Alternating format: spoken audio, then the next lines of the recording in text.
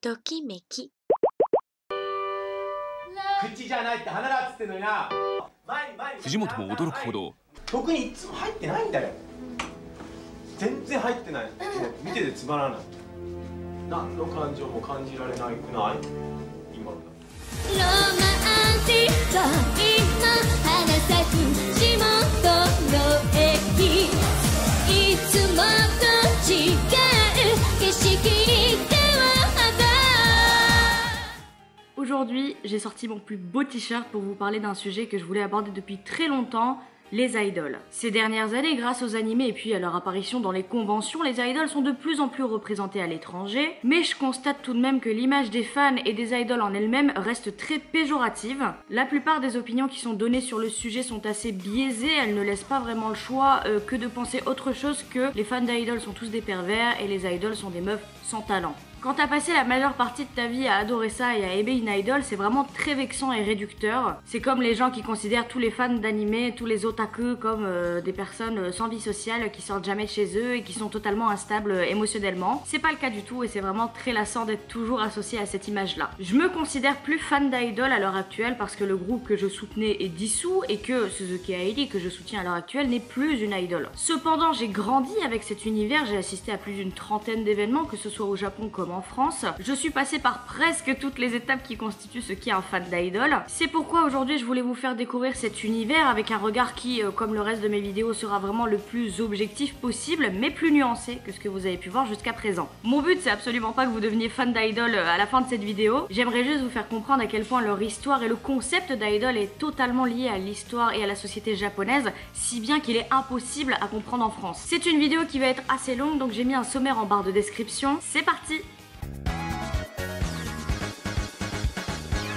Le mot idol tel qu'il est connu au Japon viendrait du film français Chercher l'idole ou Idoru o Sagase sorti en 1963. En gros, une idol, c'est une célébrité multitâche dont les tâches principales sont de chanter et de danser, mais qui peut également être actrice ou mannequin. Elles sont très influentes et représentent un idéal féminin. Les idols existent depuis les années 70 au Japon, période où débutent des groupes comme Candies, Pink Lady ou Hana no Tsuyu-san Torio. Alors que les artistes de l'époque étaient plutôt matures, la musique des idols apporte une certaine fraîcheur, puisqu'elle se concentre sur les adolescents et les jeunes adultes. Au départ, leurs activités étaient vraiment concentrées sur le chant, donc la sortie de CD, les apparitions télévisées pour chanter ou alors les concerts. Cependant, au fur et à mesure, leur popularité augmente et arrive ce qu'on appelle l'âge d'or des idols, avec des légendes comme Matsuda Seiko, Koizumi Kyoko ou encore le groupe d'idoles à l'origine de toutes celles qu'on connaît aujourd'hui, Onyanko Club. C'est aussi à cette époque que les idols commencent à se dissocier de cette image de chanteuse pour commencer à apparaître à la télé, dans des pubs, dans des programmes de variété, etc. Entre 1985 et 91, on entre dans la période Bubble Jidai, la bulle économique. L'économie du Japon d'après-guerre était florissante, le Japon avait un statut plus prestigieux que celui qu'il avait avant la guerre et donc c'est quelque chose dont les Japonais sont très fiers. On assiste du coup à de nombreux changements sociaux. Les gens quittent leur campagne pour chercher du travail, la famille nucléaire apparaît et beaucoup de jeunes devaient se détacher des traditions ancestrales, ce qui était plutôt difficile. Les idoles, grâce à leurs paroles, servaient un peu d'ange gardien, elles encourageaient les jeunes à avancer. À la fin des années 90, naît le groupe Morning Musume, du coup qui gardera sa popularité jusqu'à peu près le début des années 2000. Puis malheureusement arrive la période de gel où les idols sont moins populaires. Le grand public demande du neuf, il était lassé de ces filles avec une image de girl next door très accessible. Il voulait des pros, des artistes qui se démarquent et apparaissent donc des artistes qu'on appellera post-idol. Des artistes comme Amuro Namie ou encore le groupe Speed apparaissent. Elles n'ont pas besoin de faire semblant d'être mignonnes, elles sont sexy, elles s'affirment et elles attirent de plus en plus de fans féminines. Mais en 2005 apparaît le groupe AKB48 qui a comme concept Aini Ikeru Idol, les idols qu'on peut rencontrer. Elle relance vraiment la machine car jusqu'à présent les idoles étaient des teni todokanai sonzai, littéralement des présences que la main ne peut pas attraper, donc des personnes inaccessibles. Il était impossible de voir des idoles en dehors des concerts officiels ou des plateaux télé. Le concept des AKB est très simple, elles effectuent un live tous les jours dans un théâtre dédié et elles amènent avec elles un type d'événement qui influencera énormément le monde des idoles mais qui aussi changera l'industrie du CD au Japon, les Akusukai, les événements poignée de main où on peut serrer la main d'une idol pendant 4 à 5 secondes. Oui, c'est pas beaucoup, mais n'oubliez pas que c'est du business quand même. Rapidement, elles deviennent le groupe féminin le plus important du Japon et on les qualifie même de Kokumin Teki Idol, donc des idoles nationales qui représentent le pays.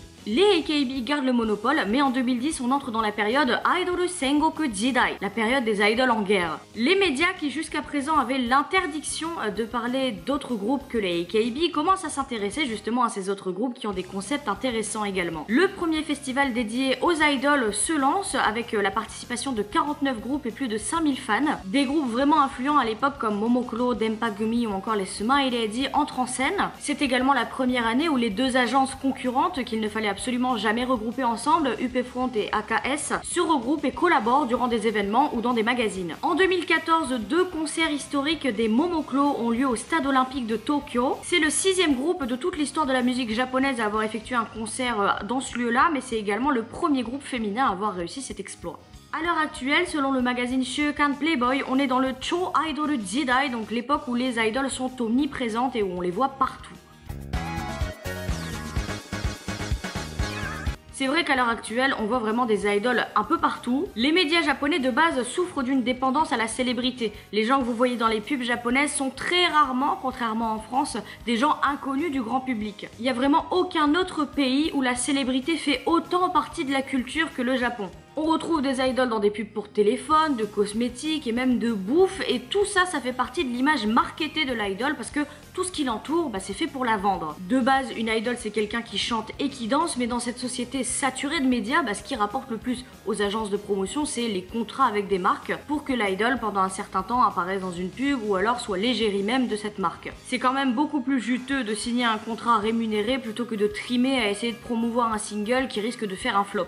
De base, les idoles commencent vraiment très jeunes, elles passent des auditions du coup dans des agences pour devenir idol. Certaines d'entre elles ont déjà pris des cours de danse ou de chant, mais ça s'arrête là. Contrairement au marché de la K-pop où on met sur le devant de la scène des filles qui ont déjà été formées, les idoles japonaises sont présentées au public presque immédiatement après avoir été choisies. Toute leur histoire, du moment où elles entrent dans leur groupe jusqu'à leur Sotsugyo, leur cérémonie de diplôme où elles le quittent, est formatée pour attirer l'empathie du public. Les voir grandir, c'est ça qui fait kiffer les fans. Montrer qu'elles chantent mal, qu'elles oublient des chorégraphies, c'est leur donner un côté humain et vraiment plus accessible. Parce que de base, les idoles sont l'allégorie même de l'idée de faire de son mieux et de ne jamais abandonner. C'est vraiment ce qu'elles essayent de transmettre à travers leurs paroles et leurs activités. Les voir donner des concerts dans des vieux centres commerciaux miteux avec 3 pélos qui les soutiennent jusqu'à les voir monter sur la scène d'un stade tout en sachant qu'on peut contribuer à cette histoire, c'est vraiment ça qui attire le public. Tsunku, producteur de légende, disait d'ailleurs dans son livre « Au moins la fille a de beauté et de talent, au plus elle travaillera dur et elle sera accessible. Ça lui laisse énormément de place pour évoluer et le potentiel changement d'image futur attire les fans. » Dans les singles et même les DVD, il y a toujours des making-of où on voit les coulisses, etc. On voit les filles prendre des leçons, parfois pleurer, relever des défis. Le but, c'est vraiment de transmettre aux fans, regardez comment elles ont travaillé dur pour être parfaites devant vous. Dans le documentaire qui a été fait sur le groupe Momoklo, on peut voir que le personnel a gardé toutes les cassettes de toutes les répétitions du groupe depuis le début. C'est vraiment fait exprès pour que si jamais elles deviennent populaires, on puisse montrer leur évolution jusque-là. Je vous ai préparé quelques petits extraits de ces documentaires, de ces programmes télé ou de ces making-of pour que vous puissiez voir de quoi je parle. この日の歌のレッスンもまずはリズムの練習から。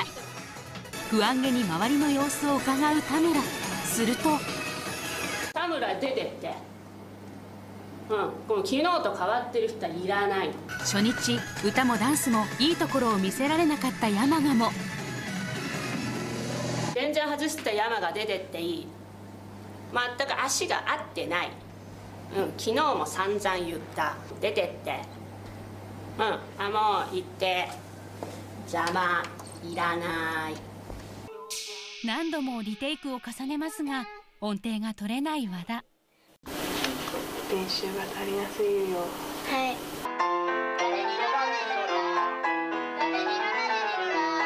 部屋までちょっとやめます。はい、やめてください。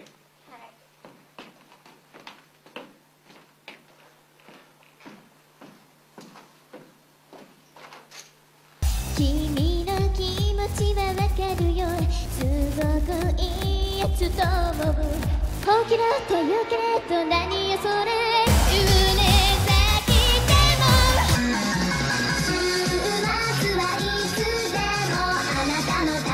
初めての CD をたくさんの人に知ってもらおうと勝手に全国ツアーを始めたももクロ。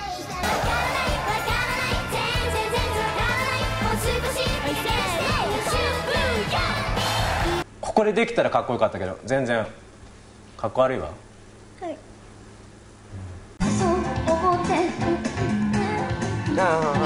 ごめんなさい、いいです。覚えてたはずなの？覚えてないの？覚えてたはず。はずだと全然通用しない、そんなもの。はい。こんな風にあなた好きでいられるかな、どこを探して田村と中西は覚えてないの？こういう同じ授業されないようにしてください。みんなダンスすごくできるのに一人で全然できなくて、すごくそれがなんかみんなに申し訳ないって。最近ほんの少し自分の弱い部分が分かってきたよ。ダンスの先生とかに鈴木がダメだから全部ダメに見えるとか言われたことあって、もう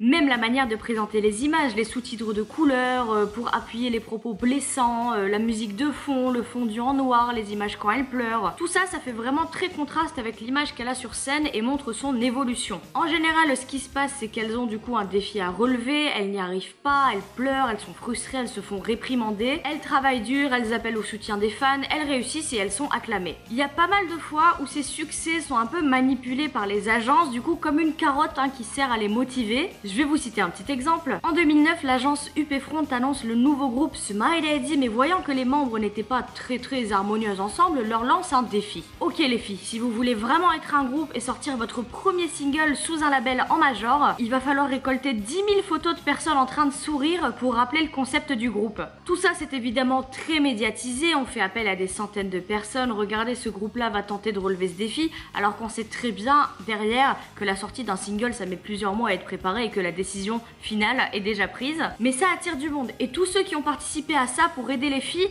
se sentent inclus dans leur histoire et se sentent soulagés qu'elles aient réussi à réaliser leurs rêves. Autre exemple, mon groupe préféré Kyoto n'avait absolument jamais évoqué le rêve de se produire au Budokan avant les années 2012-2013. Soudainement, elles ont commencé à en parler partout, dans les magazines, dans leurs DVD, etc.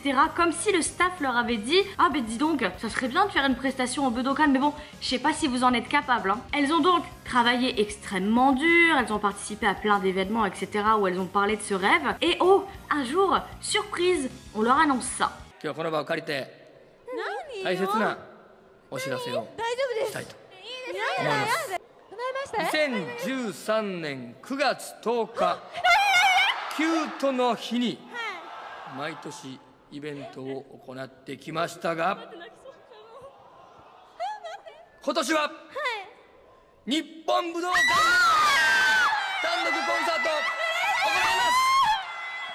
Évidemment, sur le coup en tant que fan, on ne peut qu'être heureux pour les filles. C'est le jour où elles ont annoncé leur concert en France en plus, donc évidemment, moi j'ai chialé toutes mes larmes. Mais avec le recul, je me rends compte que ça fait vraiment partie de cette image de regarder, on a fait des efforts et on nous accorde une récompense. Pourquoi ils font ça? Parce que tout simplement le contraste entre un groupe qui se donne à fond et qui est motivé est vraiment différent d'un groupe dont on voit qu'elles en ont un peu rien à faire de ce qu'elles font. Ça donne forcément envie aux gens de les soutenir, de se dire bah waouh, elles travaillent vraiment dur, et puis surtout ça les fait penser bah moi aussi je vais faire de mon mieux. Les idols, ça symbolise vraiment cette vision de croissance collective et cette envie d'avancer ensemble en fait. De base, même le terme idol est marketé parce qu'il vient avec un certain type de communauté et une manière de se vendre. Appeler quelqu'un idol, c'est automatiquement connoté dans l'esprit des japonais. C'est pour ça qu'il y a certains groupes qui affirment qu'ils sont des idols. Par exemple, le groupe qui s'appelle Bando Janaimon, on n'est pas un groupe de musique alors qu'elles jouent de leurs propres instruments, c'est vraiment pour dire on n'est pas un groupe, on est des idols, considérez-nous comme des idols. Au contraire, il y a d'autres groupes comme anciennement Tokyo Girls Style qui elles ont voulu se détacher de cette image et on dit arrêtez de nous appeler des idols, on veut maintenant être de vrais artistes. Mais au fait, quelle est donc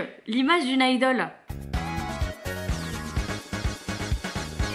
Les idols sont donc régies par des agences de promotion ou des jimusho. Elles peuvent être maladroites mais l'agence ne leur laisse aucune place pour la spontanéité ou la controverse qui pourrait entacher son image et celle de ses partenaires. Les idols ne peuvent pas être vues en train de boire de l'alcool, fumer, être avec des garçons. Comme toute leur image est contrôlée par les médias ou ce que l'agence veut bien partager, il faut absolument qu'elles agissent pour que quand les fans aillent les voir, ils voient la même chose qu'ils ont vu dans les magazines ou à la télé, vraiment une surface de ce ce qu'elles sont vraiment. Il n'y a absolument aucune place pour être vulgaire ou aigri. Les idoles doivent être mignonnes, souriantes, un peu juvéniles, et ça aussi, c'est quelque chose qui fait vraiment écho à la société japonaise et qui peut être difficilement compris en France. Le mot que vous entendez le plus dans les paroles d'idol, c'est seishun, la jeunesse. Au Japon, être adorable, mignonne, pure, c'est acceptable et même attirant, même après l'adolescence. Pour eux, le concept de shoujo, donc la féminité pas tout à fait adulte d'une fille pas mariée, c'est l'essence même de ce qu'est une idole. Même les filles qui ont un franc-parler ne peuvent pas dépasser une certaine limite, donc soit elles compensent avec un aspect vraiment mignon, soit elles conquérissent le cœur des fans avec leur volonté, leur professionnalisme, la capacité qu'elles ont de leader les autres membres. Les photos des idoles sont toujours contrôlées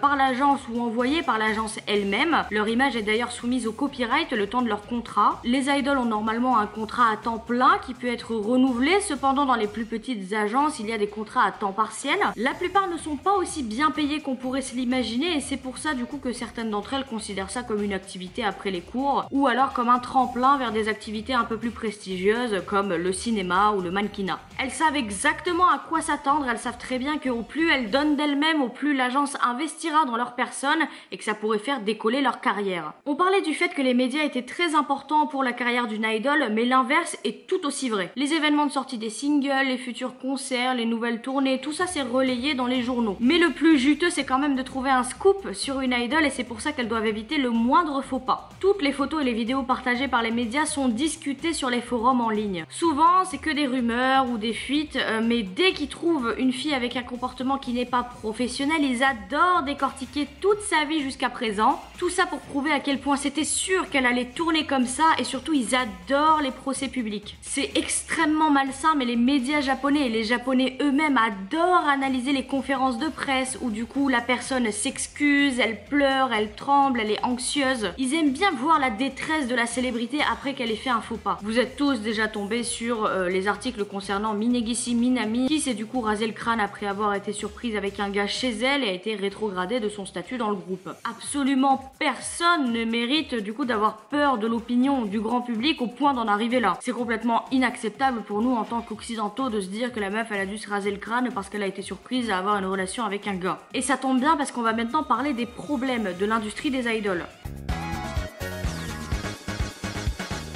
Je vous l'ai dit du coup, mais les idoles sont tout à fait conscientes de l'industrie dans laquelle elles rentrent. Rares sont celles qui font ça par amour de la musique ou du chant et elles ont toutes un rêve de gloire. Cependant, on peut quand même se demander s'il n'y a pas quelques fois où les filles sont influencées à faire telle ou telle chose. Je vais vous parler du premier point qui en général déroute énormément d'étrangers, c'est la sexualisation des mineurs. L'idole que je soutiens depuis des années, Suzuki Hailey, est entrée dans le monde de l'entertainment à 8 ans. Je vous laisse écouter son avis sur la question.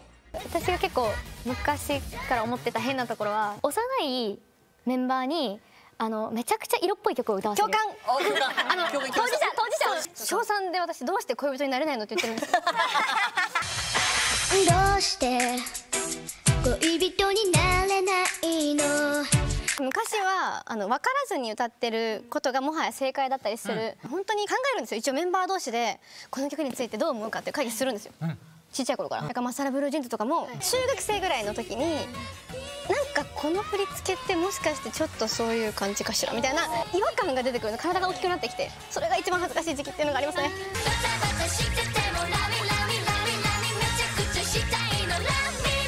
バタバタしててもラミラミラミラミラミラミ。 J'adore cette chanson et il est vrai que ce morceau de la chorégraphie m'a toujours un petit peu perturbée. Mais c'est vraiment très difficile de jauger le moment où on doit s'indigner et trouver ça dégradant. Parce que si je considère cette chorégraphie sexuelle, est-ce pas moi qui, à tort, sexualise des enfants qui ne devraient pas l'être? En tant que fan, on est vraiment totalement tiraillé entre c'est une fille en bikini et il n'y a rien de sexuel là-dedans, c'est une enfant, mais il y a quand même cette idée de ouais mais c'est ultra malsain, on met pas une fille en bikini ou on lui fait pas faire ce pas de danse pour rien.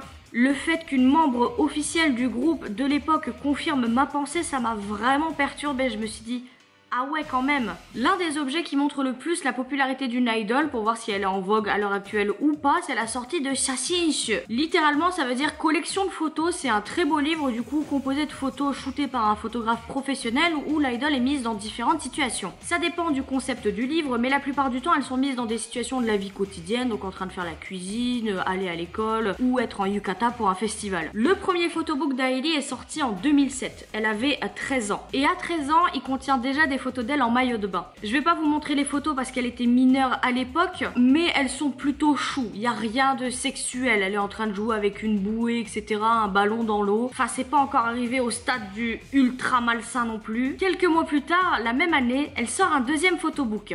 Et là, vous pouvez voir à la couverture que le style déjà est totalement différent. Sur les 96 pages du photobook, j'ai compté, il y en a 35 où elle est en maillot de bain. C'est presque la moitié du livre. Et à 13 ans, eh ben c'est pas normal. À l'époque, je skippais un peu les pages parce que je me disais, voilà, ça me plaît pas du tout. J'étais une enfant aussi, je me disais, ah, vas-y, j'ai pas besoin de voir ça. Encore un truc qui est fait pour le public japonais. Mais je me suis rendu compte en parlant avec certains fans et en lisant les commentaires des reviews sur Amazon et sur les sites, bah que tous les fans japonais n'aimaient pas vraiment ça, voire n'étaient pas du tout d'accord avec ce concept de laisser des gamines en bikini. Si on regarde par exemple les avis Amazon sur ce photobook, on peut lire: est-ce qu'Airi avait besoin de sortir ce livre photo ? Le livre ne contient pas trop de scènes surexposées, mais il est vrai que les photos en maillot de bain sont un peu déconcertantes. Je pense que des photos en uniforme étaient suffisantes. Je sais que les scènes en maillot de bain sont inévitables pour la promotion, mais en tant que fan, c'est assez déroutant. Elle est vraiment mignonne. Le livre représente la fraîcheur d'une fille de 13 ans sous les cerisiers. Cependant, y avait-il besoin de photos en maillot? Laissez-la au moins attendre ses 15 ans avant de la mettre en maillot de bain. Elle est chou, mais il m'est impossible de regarder attentivement les photos. Évidemment, il y a des contrats qui sont faits avec les parents des filles mineures pour voir ce qu'elles veulent faire ou pas. Cependant, Sato Masaki, membre des Morning Musume qui a sorti son premier photobook à l'âge de 19 ans, donc elle était encore mineure au Japon, confirme que le personnel du coup pousse parfois les filles à faire ce genre de photos pour attirer encore plus la popularité. 全的の皆さんこんばんは。佐藤さんは去年10月に初のビジュアルフォトブックを発売しました。しかし残念ながら水着の写真はありませんでした。その理由について佐藤さんのインタビューでご両親に見られるのが恥ずかしいからとおっしゃってました。さんまさん、2冊目の発売もあると思うんですが、どうか佐藤さんを説得していただけないでしょうか。じゃあ俺が水着頼むわ、佐藤、水着になってくれって、お願いしても水着にはならないのか。で要するになんで水着が嫌なの？さんまさんじゃあすっぽんぽんでそこ歩いてくださいって言われたら歩けます？お金もらったら歩ける。いや、それでお金何円ですかじゃあ。何円？せやなー。100万ですよね。ではないですか。私たちが例えば水着を出します。で、3000何円です。で、だって私たち多分7割も入ってこないんですよ。で、それをスタッフさんに言われた時に、そんな安いので嫌だと思って。なんか、そう、裸を、そんななんか裸ちゃうやないか、水着やのに。水着なのかもしれないんですけど、なんかその、軽々しく考えてる脳みそをどうにかした方がいいんじゃないかなって思っちゃう。だから契約でお前ちゃんとしたらええねん。ほんならお父さんお母さん出てきてもらえよ、その写真集の時に。だからお前水着やろ、そんなこと言ってんねん。いや、水着も下着とほぼほぼ変わんなくないですか？はあ、これは事務所も大変やな。無理なんですよね。まあな、それを引き受けたらお前も悪いわな、でも最初に。いや、最初嫌だって言いました。事務所がそんなこと言わずにって言うて。いや、わがまま言わないで言ってきてみたいな感じ。簡単に。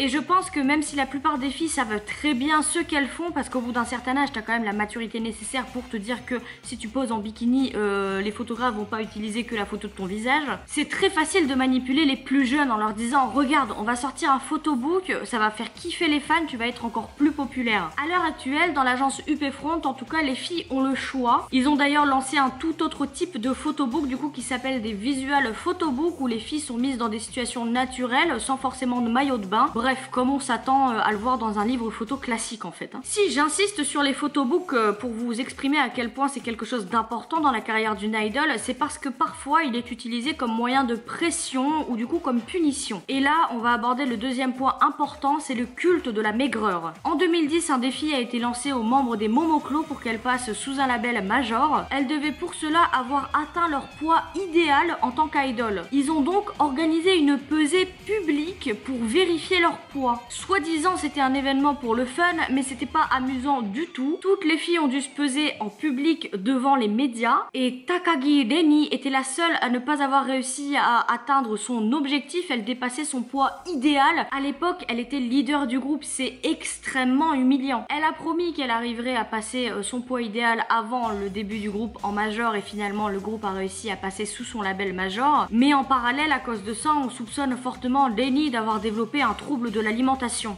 Ça a évidemment été démenti par l'agence, mais je vous laisse voir l'évolution de son corps par vous-même. Il est évident qu'au Japon, il y a un culte de l'image et un culte de la maigreur encore plus poussé qu'en France. Alors imaginez ce que peuvent ressentir des jeunes filles qui sont entourées de jeunes filles très minces, considérées comme belles et vraiment acclamées pour leur figure, alors qu'elles n'arrivent pas personnellement à atteindre ce poids idéal. Et donc, les grosses du groupe sont toujours mises à l'écart. Elles sont même parfois punies jusqu'à ce qu'elles perdent du poids. Un exemple très parlant, l'ancienne membre des Morning Musume, Suzuki Kanon, était un peu plus ronde que ses camarades. Alors malgré le fait qu'elle avait une voix plutôt stable et qu'elle était radieuse, elle était jamais mise en avant parce qu'elle était trop grosse et du coup forcément ça ne va pas plaire aux fans. Un jour elle se décida à faire un régime drastique, elle maigrit et oh surprise, on lui propose d'être en avant dans le prochain single. On parle de son régime dans les médias, waouh, regardez à quel point elle est devenue belle, c'est vraiment le petit canard qui s'est transformé en cygne. Et c'est génial parce que du coup forcément avec ce régime drastique, elle a tout repris derrière et du coup elle a été remise à l'arrière du groupe. Okai Chisato en 2018 a publié des posts sur son Instagram qui disaient: pour me préparer à mon concert de demain, j'ai fait un régime pendant 3 mois, j'ai perdu 7 kilos. Les comics Summers et le mannequin Dare no Gare m'ont dit que j'avais grossi, alors j'avais pas envie que vous les fans vous vous dites ah elle a autant changé en un an, alors j'ai fait de mon mieux. 42 kilos, elle fait 1m52. Son poids moyen, selon la formule de Lorenz, ça devrait être 51 kilos. Parce qu'elle a toujours été considérée comme la grosse du groupe, son premier photobook n'est sorti qu'en 2010. À l'époque, Suzuki Hailey, dans le même groupe, avait déjà 5 photobooks et 4 DVD à son actif. Ogata Haruna, ancienne idol, a décrit ce qu'elle avait ressenti à l'époque dans une de ses dernières vidéos. 高校1年生の時の私からすると、痩せるのが正解、痩せたら可愛い、痩せたら押してもらえる、痩せたら MV 映れる、痩せたらいろんな写真集とか出せるみたいな、痩せるイコール正義っていうのが正解みたいな。アイドル時代一番ガリガリやった時35キロまで落ちました。 Autre exemple récent, lui aussi, Sakaki Miyu du groupe STU48 déclare sur son compte Twitter début juin: je vais vous parler d'un truc important. Je m'étais dit que j'allais le faire après avoir quitté le groupe, mais bon. Quand j'ai intégré le groupe, mon poids moyen était de 42 kilos. Dès la première année, on m'a dit de maigrir et j'avais réussi à descendre jusque 36 kilos. Il m'arrivait de ne pas manger plus d'un demi-bol de nourriture par jour. Ce mauvais régime est définitivement ce qui a chamboulé mon corps et mon esprit. Évidemment que si l'idole est complexée et qu'elle est pas bien dans sa peau, et bien qu'elle fasse un régime ou qu'elle grossisse, ça pose pas problème. Sauf que là, c'est motivé uniquement par l'image qu'elle renvoie. Et je sais que certains d'entre vous se disent, c'est son travail, l'apparence c'est normal qu'elles doivent être plutôt minces. Mais là on lance un autre débat. Est-ce que le poids ça fait vraiment le talent de quelqu'un? Je pense pas. On peut aussi se dire que justement parce que c'est son travail, les agences demandent aux filles de maigrir parce que c'est ce que les fans veulent. Mais ce que les fans veulent, c'est une fille épanouie et en bonne santé. C'est pour ça que la plupart qui sont eux-mêmes complexés par leur poids sont inquiets quand ils voient une idole prendre du poids ou alors du coup en perdre drastiquement. D'ailleurs, on n'a toujours pas évoqué cette relation qu'ont les idoles avec les fans. Les fans d'idoles, les idol otaku ou les wota, sont un élément extrêmement important de cette industrie. Les idoles travaillent, arrivent à se faire connaître et à se faire soutenir par le grand public. En retour, les fans célèbrent leur sortie de CD ou leur tournée, achètent leurs produits dérivés, parlent d'elles sur les réseaux sociaux. C'est vraiment un cercle vertueux qui engendre encore plus de popularité. Les fans, dans leur majorité, savent très bien qu'ils consomment des personnalités préfabriquées, qui sont jeunes ou amateurs. Il y a plusieurs types de fans, et si vous n'avez jamais admiré quelqu'un au point d'en être presque fanatique, ça va être un concept un peu compliqué à comprendre, mais globalement la plupart des fans admirent la fille pour sa beauté, sa personnalité, son talent et ça va pas plus loin que ça. Justement à cause de cette image de fille inexpérimentée de ses débuts, on a vraiment envie de la soutenir, on se sent vraiment attaché à elle et on veut qu'elle réussisse. C'est un peu comme les gens qui admirent les streamers ou les youtubeurs, voir quelqu'un qui part de 3 abonnés à 1 million, c'est grandiose. On est content, on se sent impliqué dans son histoire. Ça peut aussi en retour retour nous motiver à faire de notre mieux, à nous donner du courage, etc.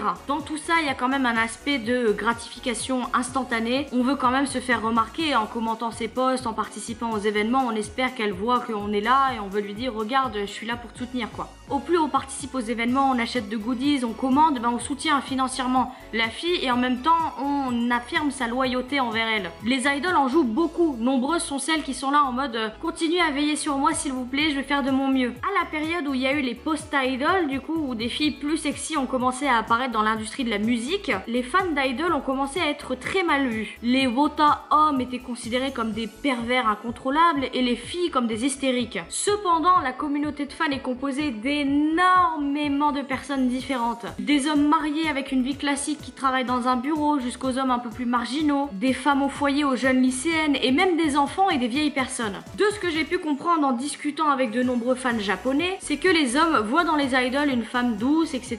qui ferait une bonne copine ou une bonne femme, ou alors comme une fille qu'ils n'ont jamais eue et qui les rend nostalgiques de leur jeunesse. Les filles, quant à elles, peuvent aussi admirer les idoles parce qu'elles feraient une bonne copine, mais aussi pour leur charisme, leur lifestyle, parce que c'est des modèles de beauté en fait. Comme on voit des idoles vraiment partout, il y a une espèce de proximité fantasmée qui s'installe. Au fur et à mesure, l'idole commence à vraiment faire partie de notre vie et on commence à en parler comme si c'était une sœur ou une cousine. On devient fier d'elle, on parle de son évolution, etc. Évidemment qu'il y a des personnes qui sont amoureuses de leurs idoles. Tout dans l'industrie des idoles est fait pour attirer le regard masculin, que ce soit leurs paroles de chansons qui parlent d'amour et de conquérir le cœur de l'autre aux chorégraphies. Et les hommes qui en général fantasment sur une relation avec leur idole, c'est ceux qui n'ont pas confiance en eux, pour qui la trahison, la tromperie d'une véritable copine serait vraiment trop effrayante. Or, avec une idole, en achetant ses goodies, en participant aux événements, ils se sentent privilégiés. On peut vraiment faire un parallèle avec l'idéologie du Ryosai Kembo, donc littéralement bonne épouse, sage mère. Les idoles qui semblent soumises, passives, correspondent vraiment à cette image de la femme idéale. L'artiste, elle est maître de son corps, elle n'a pas besoin de savoir si elle plaît aux hommes parce qu'elle veut plaire à tout type de personnes. Elle n'a pas besoin de se forcer à faire semblant d'être mignonne et il faut beaucoup trop d'efforts pour atteindre une personne comme ça. L'idole, elle a l'air timide, elle est naturelle, son maquillage l'est aussi, elle a pas de piercing, elle a pas de tatouage. C'est plus facile pour les hommes d'imaginer du coup la femme parfaite à travers elle. C'est pourquoi elle peut jamais être vue avec des hommes, parce qu'il faut qu'elle garde cette image de vierge immaculée, sinon ça donnerait l'impression à ses fans qui sont un peu trop abusifs qu'elle les trahit. J'ai demandé à un ami à moi qui est fan d'idol depuis plus de 30 ans et qui est marié, ce qu'il pensait du fait d'être amoureux de son idole. Lui, il me dit qu'il les soutient parce qu'il adore les concerts et le concept de les voir évoluer du coup comme si c'était ses propres enfants. Je lui ai sincèrement demandé pourquoi tu penses que des gens dépensent leur temps et leur argent pour soutenir et tenter d'atteindre une fille qui semble inaccessible alors qu'on est quand même dans le pays qui produit le plus de films porno au monde. Il m'a répondu, je ne peux pas parler pour tout le monde, mais je pense que ce qui manque dans le porno au Japon, c'est les sentiments humains. La relation avec une idole paraît plus romantique. Ces personnes se sentent revivre, même avec la distance qui existe entre l'idole et eux. Ils préfèrent cette relation inatteignable qu'une véritable relation. Je pense que c'est parce qu'ils se disent qu'ils peuvent être là pour soutenir et protéger la fille. L'idole est une présence que tous les fans peuvent aimer mais personne posséder. Comme elle traite tout le monde de la même manière, ça les fait sentir en sécurité. Ah, elle me trahira pas. Elle me rejettera pas. Elle les laisse l'aimer aussi passionnément qu'ils le veulent. Enfin, c'est l'image qu'elle renvoie. Même s'ils sont tous conscients que c'est une présence publique, paradoxalement, certains fans veulent être le seul qui compte pour elle et c'est pourquoi on assiste à des comportements déviants. Le 21 mai 2016, Tomita Mayu, une ancienne idole, chanteuse et actrice, se fait poignarder 34 fois dans le cou et la poitrine par un fan de 27 ans qui n'a pas supporté qu'elle lui renvoie les cadeaux qu'il lui avait offerts. Tomita était dans un état critique, mais heureusement aucun de ses organes vitaux n'a été touché. Elle est sortie du coma le 7 juin suivant. Le 8 décembre 2018, Yamaguchi Maho, membre des NGT48, se fait agresser par des fans alors qu'elle rentrait chez elle et une membre du groupe avait aidé ces personnes à trouver son adresse. Elle dévoile l'affaire quelques semaines plus tard sur son Twitter et déclare que le management ne l'a pas soutenue dans sa plainte. Son agence se fait lyncher par les fans pour n'avoir rien fait. L'agence l'a même obligée à s'excuser alors que c'est elle la victime. C'est vraiment un scandale qui a énormément marqué le monde des idoles parce que là les fans se sont vraiment rendus compte des risques qu'elles encourent à être parfois adulées jusqu'à un point de non-retour. L'année dernière, un fan a été arrêté pour avoir agressé sexuellement une idole après avoir trouvé son adresse en analysant le reflet de ses pupilles sur ses selfies. Elle a subi des blessures qui ont mis une semaine à guérir. Pas plus tard que le mois dernier, un homme a été arrêté pour avoir envoyé des menaces de mort à une membre du groupe Nijin au Conquistador. Démissionne et prends les autres membres avec toi, sinon je te tue. C'est pas une menace, c'est un préavis. Est-ce que c'est horrible? Évidemment, c'est affreux, c'est injustifié. Il faut absolument pas cautionner ce type de comportement. Cependant, il faut pas réduire l'entièreté de la communauté des fans idoles à ces gens-là. Mettre tous les fans dans le même panier que c'est détraqué, c'est vraiment oublier toutes les personnes qui apportent de l'amour à leur idole, qui les soutiennent, qui les encouragent à réaliser leurs rêves. C'est grâce au fait qu'il y ait une telle communauté que l'idole peut développer des opportunités et vraiment avancer. Je vais vous montrer quelques images, mais quand vous voyez des personnes partager de tels moments, vous ne pouvez pas ne pas trouver cette harmonie incroyable et très émouvante.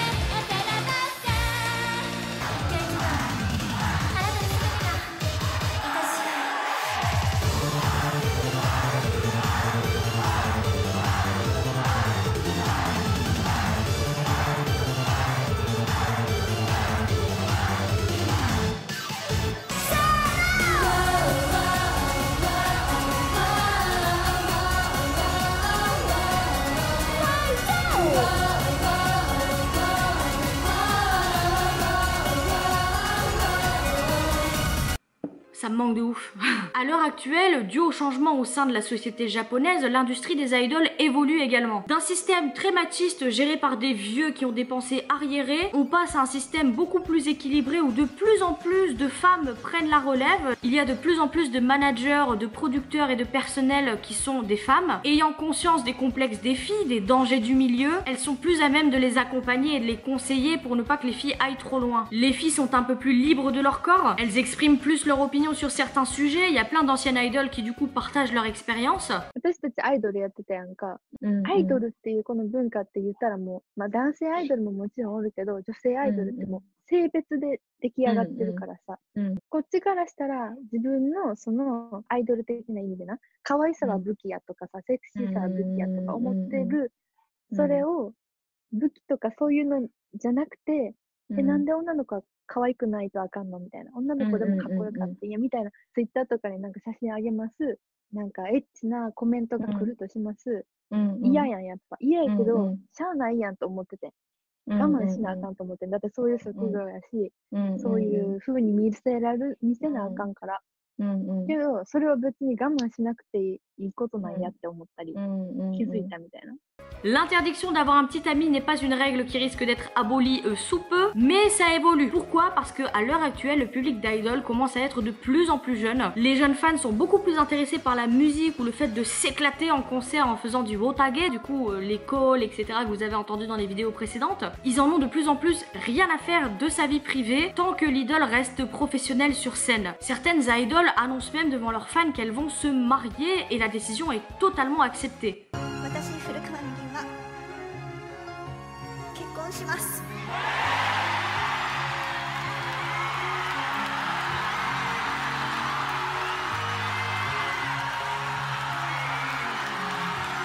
Il y a également une énorme hausse des fans féminines qui juste à présent étaient plutôt le public des idoles masculines, si bien que dans beaucoup d'événements ou de concerts il y a des josei area où les filles peuvent se regrouper. Contrairement à il y a une dizaine d'années, c'est plus la honte d'aimer les idoles, il y a de plus en plus de célébrités qui avouent dans les programmes télé qu'ils sont fans d'une certaine membre ou d'un certain groupe. Au niveau des paroles aussi, elles ont énormément changé en parallèle de la société japonaise. Auparavant c'était vraiment on poussait les gens à repousser leurs limites et à travailler dur. Maintenant elles encouragent les fans en leur disant qu'il y a moyen d'échapper à cette stagnation, que c'est pas les seuls à subir les problèmes de cette société, et elles abordent des sujets beaucoup plus matures.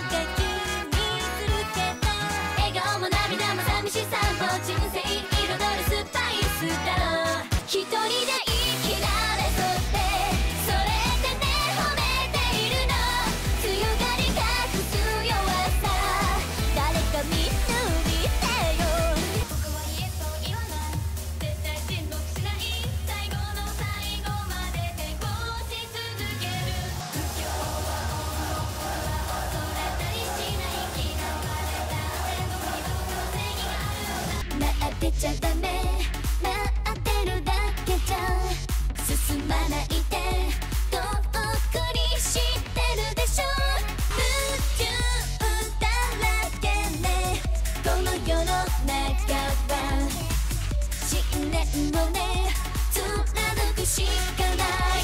Je pense sincèrement que les idols sont le reflet des bons côtés comme des dérives de la société japonaise. Bien que tout ne soit pas encore parfait dans l'industrie, parce qu'il y a encore beaucoup d'histoires de harcèlement, d'exploitation financière, notamment pour les groupes vraiment très peu connus, l'évolution est vraiment très encourageante et montre que du coup cette jeune communauté de fans est plus à même d'accepter les idols telles qu'elles sont et moins comme des robots. Tant qu'il y aura des gens qui se sentiront mal dans cette société japonaise, il y aura des idols pour les aider à surmonter ces épreuves. Personnellement, même si tout n'a pas été toujours très facile pour moi, je suis vraiment très fière d'avoir fait partie de cette communauté de fans d'idoles. Découvrir, soutenir et encourager Ailee, ça a fait de moi la personne que je suis aujourd'hui et je ressens absolument aucune honte. Peut-être que vous aussi, un jour vous découvrirez une idole ou un artiste qui vous encouragera à déplacer des montagnes ou à apprendre le japonais. Merci d'avoir regardé cette vidéo en tout cas, j'espère vraiment qu'elle vous aura aidé au moins à avoir une opinion un peu plus claire sur le sujet. Je vous dis à bientôt sur Tokimeki, bye bye.